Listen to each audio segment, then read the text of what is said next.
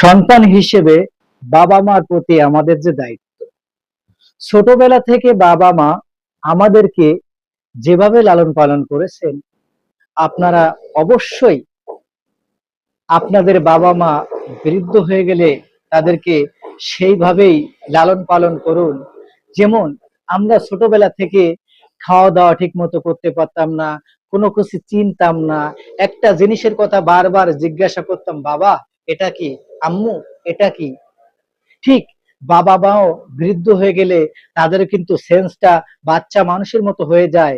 তারাও অনেক কিছু চিনে না, অনেক কিছু বোঝে না।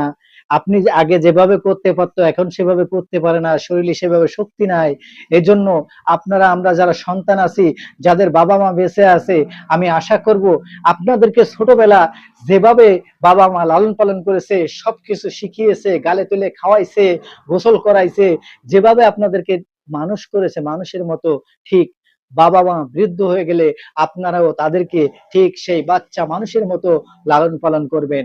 বাবা মা যদি বৃদ্ধ হয়ে থাকে তাদেরকে কিছু হাত খরচের টাকা দিবেন, যে বাবা এটা নিয়ে তুমি নামাজ কালাম করে একটু ঘুরে আসো, বন্ধু বান্ধবদের সঙ্গে ঘুরে আসো, একটু আড্ডা দিয়ে আসো, একটু চা খেয়ে আসো।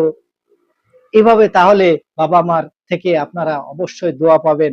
আমি আশা করব আমার এই ভিডিওটা দেখে যদি আপনাদের ভালো লাগে, অবশ্যই আপনারা লাইক কমেন্ট শেয়ার করতে ভুলবেন না।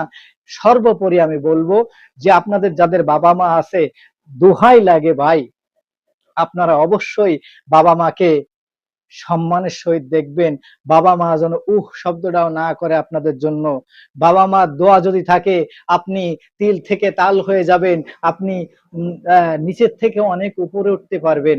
তাই আশা করি আপনারা সবাই বাবা মাকে সম্মানের সহিত দেখবেন, বাবা মাকে ভালোবাসবেন। অসংখ্য ধন্যবাদ সবাইকে।